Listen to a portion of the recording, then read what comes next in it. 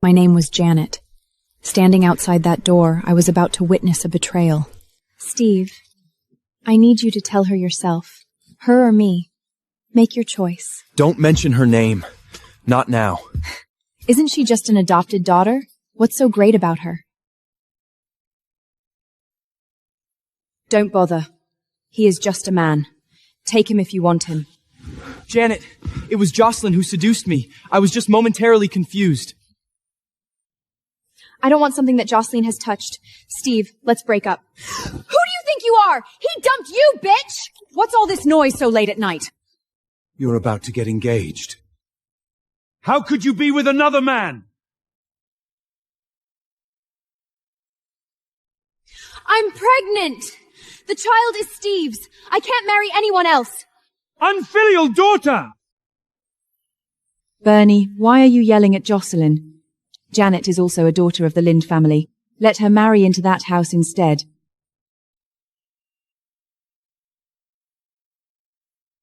You agreed to marry off Jocelyn, not me! Doesn't that old nursemaid need a druid healer to keep her alive? Marry in Jocelyn's place, and we'll pay for it. Hannah was my nursemaid. She was gravely ill. Without those healing coins, she would not survive. Fine. I will marry him. Back then, I had no other choice. But what I never expected was that this unexpected marriage would be enough to overturn my entire life. The groom was late. That was probably the first gift that man gave me. As for my husband, all I knew was that his name was Arthur, a bastard of the family.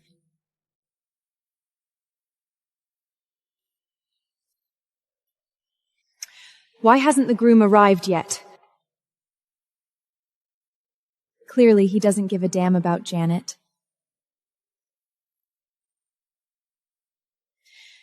Janet, marrying a man like that?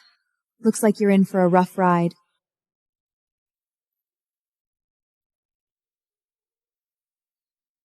Everyone thought my husband was a rogue knight, but clearly they couldn't have been more wrong.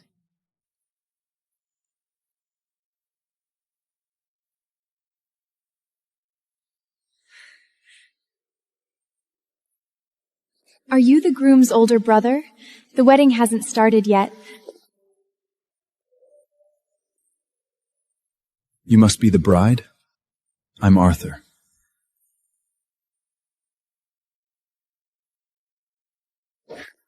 Mom, you never told me Arthur was this handsome! If I'd known, I would have agreed to marry him myself. What good is a man's face? He's a disgraced knight without a fief. A perfect match for Janet. I'm late. There were matters to take care of. It doesn't matter. That gem badge. Isn't that a symbol only the royal family would have? How could a down-and-out knight like he have something like that? It's a replica a friend gave me to save face. I didn't expect you to see through it.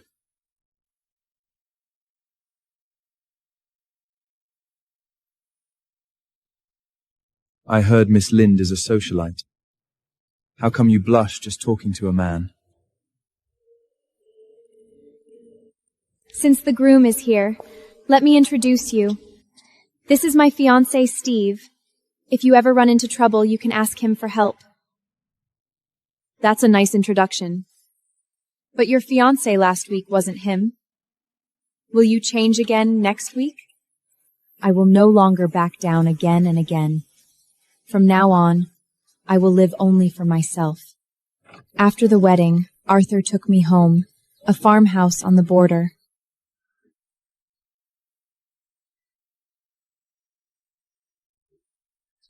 This is my home. Make do with it.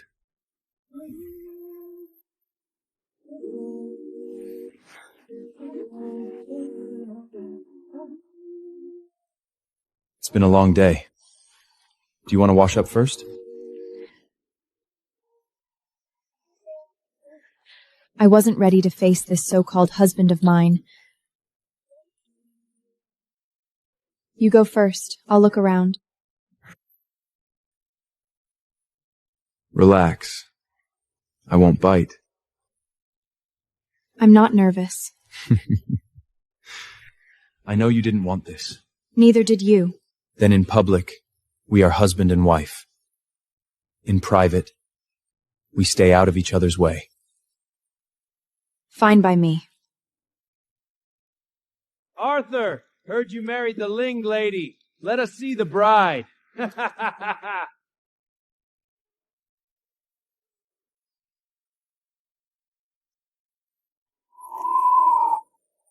Well, she really is pretty.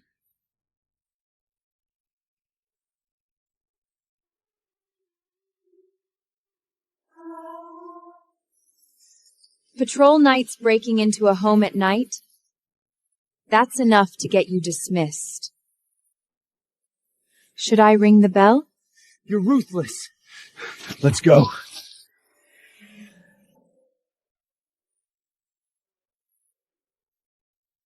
Since when does Jocelyn Lind know military law? The Knights Academy taught it. The Jocelyn in the rumors didn't sound like she listened in class. Rumors also say you're a fallen knight. You don't look like one either. Who the hell are you? What? Nothing. Get some rest.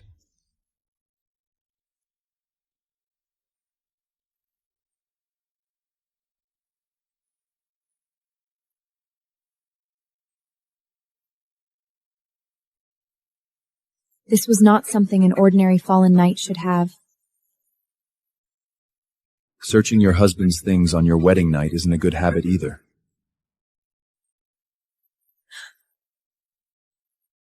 I was looking for a blanket.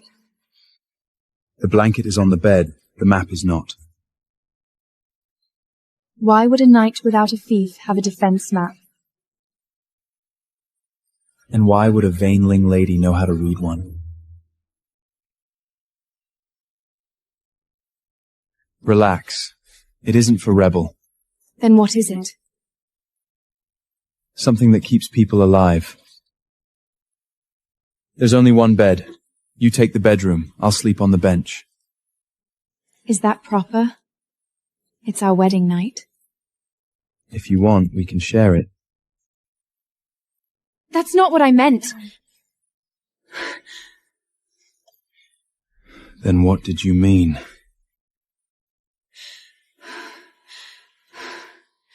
I just want to sleep alone. And you just said we were only married in name. I can change my mind. Being a real couple seems like a good option. After all, you look like you want to consummate the wedding. I do not. Is that so? You look like you're inviting a man to share a bed with you.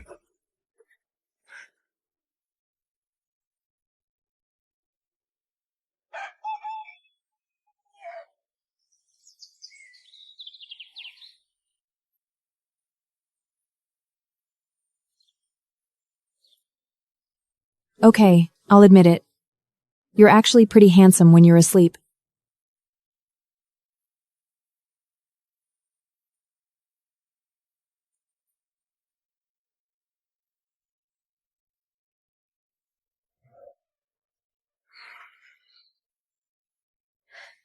Breakfast is ready. Would you like some?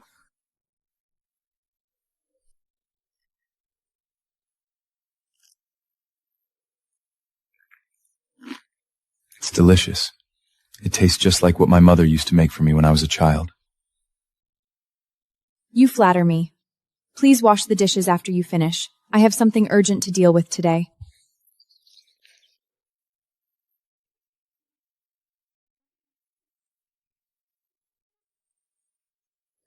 Your Majesty, I've brought you breakfast.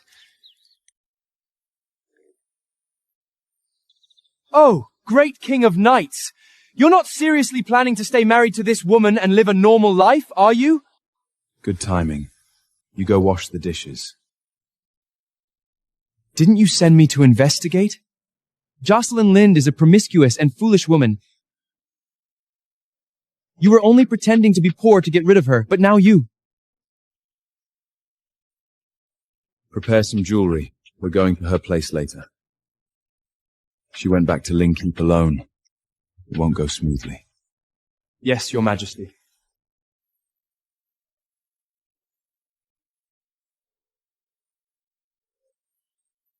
You were just married yesterday. Why are you back today? Did something happen? I'm here for the gold coins. You promised to give them to me as soon as I married Arthur. Your father invested in a new business recently, but it turned out to be a shell guild.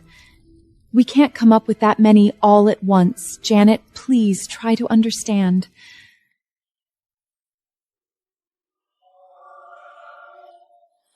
That's not what we agreed on. Once your father and I get things sorted out, we'll give them to you. I still have a few dozen gold coins. I'll give you those first. Why are you back? Where's your husband? Did he find you so annoying that he kicked you out? I married him in your place. Your reputation is so bad. If he dislikes his wife, that means he dislikes you. How dare you speak to your sister like that? I don't have a daughter like you! Get out! Out! So you dare bully my wife right in front of me? Let go of me!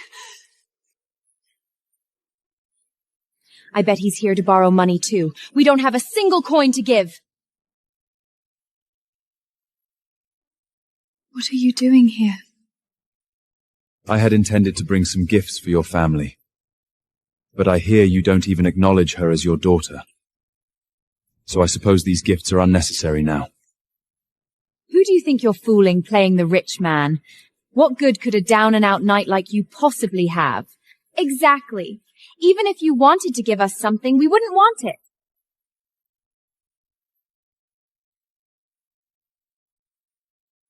Then should we still give away this gold, silver, and jewelry?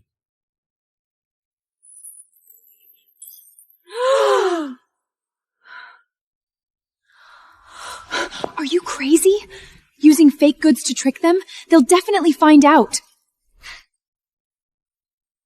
I never give fake goods. This is no time for you to be stubborn. Fine, if they find out, just say I bought it.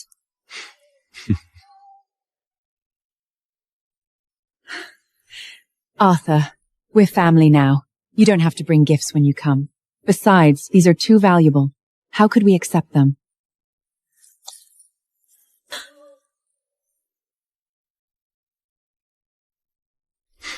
If you're too embarrassed to accept them, then don't. After all, you are a family of status and reputation. Surely you wouldn't care about such trivial little things. Mom, say something! I really want that gemstone necklace set! Arthur, you've misunderstood. I was just angry and said some harsh words. It doesn't mean anything. I don't want to hear any explanations.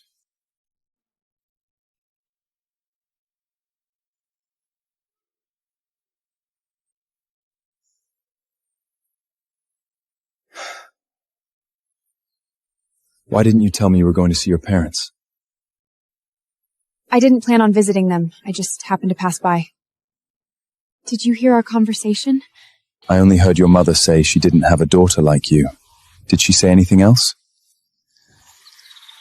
How could you stand up for me after hearing just one sentence? What if it was my fault? The Linds are not to be trifled with. I don't care. Every time I returned to Linkkeep, they humiliated me. But today, seeing the frustration on Fiona and Jocelyn's faces, I felt nothing but satisfaction. Where did you get all that jewelry? You actually managed to fool them. I borrowed these from a ceremonial goods house in the capital. I never intended to give them away. He works as a porter at the ceremonial goods house. Nice to meet you. Why would you shake hands with a ceremonial goods porter? Don't be like that. He carried all these heavy things for us. We should thank him.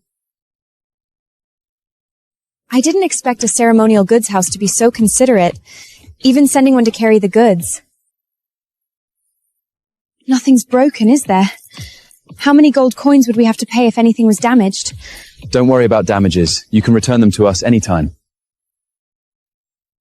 I didn't know whether these gifts were real or fake, but I knew that Arthur had stood up for me.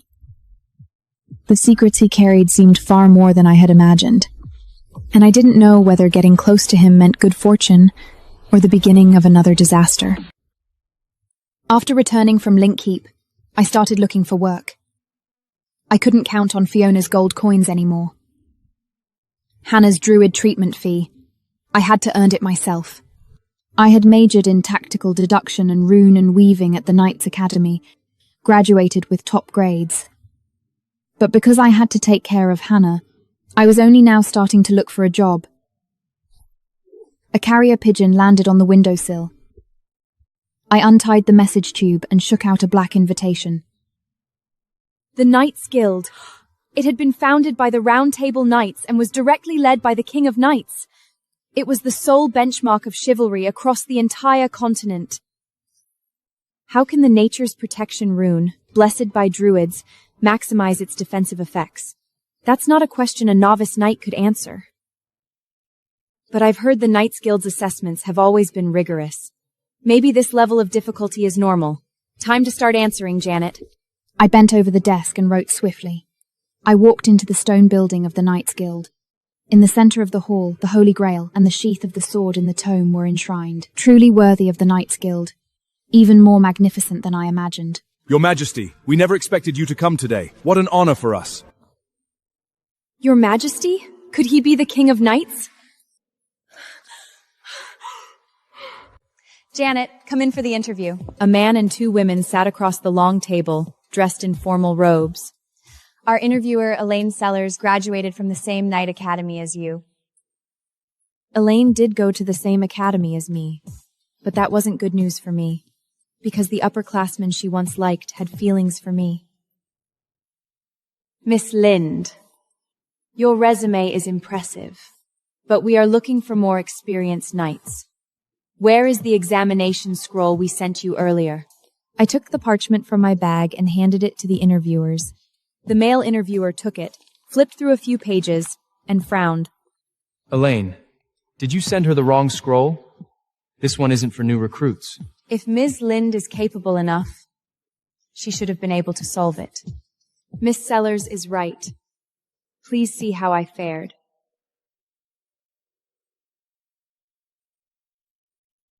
Excellent. In fact, this exam was meant for knights with more than 3 years of experience. Elaine said nothing. She stared at the roller and shook her head in frustration. The interviewers asked a few more questions, and I answered them effortlessly. After I left, the two interviewers couldn't stop praising me. She is a talented young tactician. Our guild needs someone like her. Exactly. It would be a shame to miss out on her.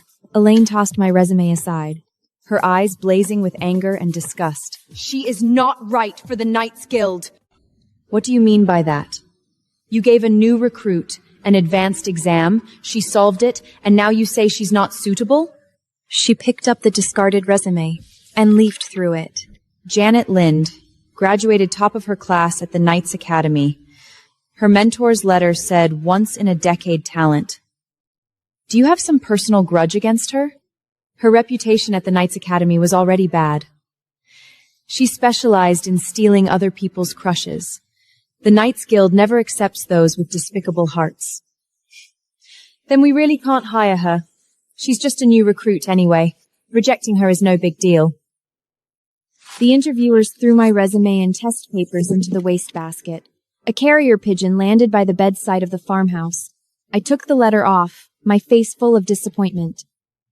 I didn't pass the Knights Guild interview. It was disappointing, but I was not discouraged. I could still write to other merchant guilds. Maybe they needed a novice knight? I took a piece of bread from the kitchen, eating it while reading the parchment. The sound of a key turning came from the door. Arthur walked in, wearing a black tunic and faded knight's attire. He collapsed onto the bench with a long, weary sigh. He turned his head to look at me, and his gaze fell on the parchment on the table. Are you looking for a job? I graduated, so of course I need to find work. I made some bread. Do you want some? Arthur looked at me. I wore light makeup and a simple but elegant knight's everyday tunic. His gaze fell on my lips as I bit into the bread. If there's extra, I'll have some. I placed the bread in front of him and sat across from him. Arthur's gaze fell on the Knights Guild brochure under my resume. He picked it up. You interviewed at the Knights Guild? I stared at the parchment in my hand without looking up. I did, but I didn't get in. I'm looking at other guilds now. Arthur took a small bite of bread and put it down. Why did you fail? Did the interviewers tell you why? For a fake married couple, he was asking too many questions.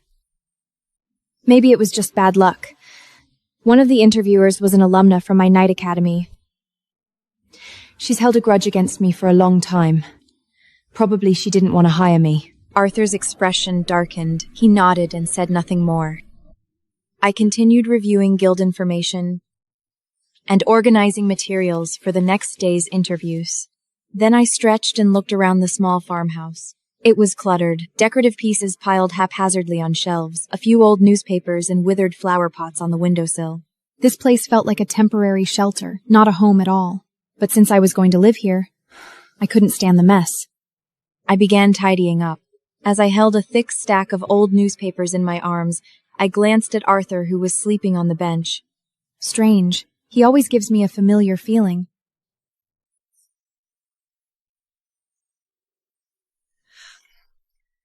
I covered my mouth in shock. Could it be him?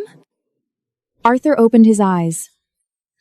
If you keep staring at me like that, I'll feel self-conscious. Need help with anything? I quickly looked away. Go to the kitchen and wash all the dishes in the cupboard. I must be mistaken. He doesn't even have his own field. How could he possibly be connected to the great king of knights? Arthur walked into the kitchen. He opened the cupboard and took out the dishes. I finished sorting the old newspapers and began cleaning the bookshelf. I glanced at the tall man in the kitchen and couldn't help but smile. Though he wasn't wealthy, he had principles and was organized. He was willing to share the housework, unlike those knights who believed the kitchen belonged only to women. Suddenly, a loud crash came from the kitchen. I rushed into the kitchen. Arthur stood among a pile of broken pottery, looking awkward. I was washing them, and they slipped out of my hands. I'm guessing you haven't done much dishwashing before. Got it. I'll remember next time. Go ahead and do your thing. I'll clean this up. Arthur finished cleaning the kitchen, wiped his hands, and stopped at the doorway. The floor was spotless. The windows were wide open, letting in the afternoon sun and fresh breeze. The previously messy cabinets and shelves were now neatly arranged. Wild daisies and irises adorned the once empty vase on the dining table. He stood there looking at the house I had cleaned, like at a bewildered child. Strange. Why was my heart beating so fast? What do you think? Feels different, doesn't it? It was clean before, but it was dull and a little depressing. It needed some life. Arthur walked to the wild daisies and touched the soft petals with his fingertips, his eyes gentle. You're right. It's like going back to when my mother was still here. Your mother must have loved life very much. You took the last bottle from the cold storage, didn't you? I'll be careful next time. No! I already drank. My words caught in my throat as I watched his lips touch the same spot mine had been, watching his Adam's apple bob as he drained the entire bottle. I'm heading out. I have matters to attend to tonight. Don't wait up for me. Arthur disappeared through the door. I stood there, my ears burning. I was still thinking about that indirect kiss just now. Was it unintentional on his part? I unconsciously touched my lips, or was it deliberate? The crowing of a rooster woke me. I walked to the kitchen and saw the blanket on the bench. He had come back late at night, but now he was already gone. There was another interview today. No time to dwell on it. I saw a letter on the table and opened it to read. It was a formal apology. The letter said that the previous failure notice had been withdrawn. And the Knights Guild was inviting me to interview again. I stood before the Knights Guild, confused. I had never heard of a failure notice being withdrawn, but I decided to give it another shot. A reception night led me into a large meeting hall and gestured for me to enter. The moment I stepped inside, everyone's eyes fell on me. I was startled at first, then forced a smile. I'm sorry. I think I might be in the wrong place. I was about to turn around when a voice called out. You're in the right place, Ms. Lind. Please come in and have a seat. I swallowed and cautiously walked in. A handsome man sat in the middle of the long table, wearing a well-tailored robe, looking gentle and refined. Ms. Lind, I am Gawain, a knight of the Round Table, one of King Arthur's lieutenants. We invited you here today to address some issues that occurred in yesterday's interview. Gawain? I had only heard that name in stories. He was one of the Round Table Knights, and also a right-hand man to the great King of Knights. I noticed Elaine was also present, looking rather distressed. Elaine looked up and shot me a glare filled with hatred. I looked away. Gawain touched his nose and glanced around. All right, let's get down to business. Elaine, you rejected Ms. Lind on the grounds of despicable character. But we can't just take your word for it. Gawain and Elaine looked at each other. Now please explain in detail what character issues Ms. Lind actually have. Elaine gingerly got to her feet, fear showing on her face. I heard it from others. When she was at Knight Academy, she had affairs with several male classmates. In any case, they said she is not as innocent and sweet as she appears. Who told you that? When did you hear it? Show me the evidence.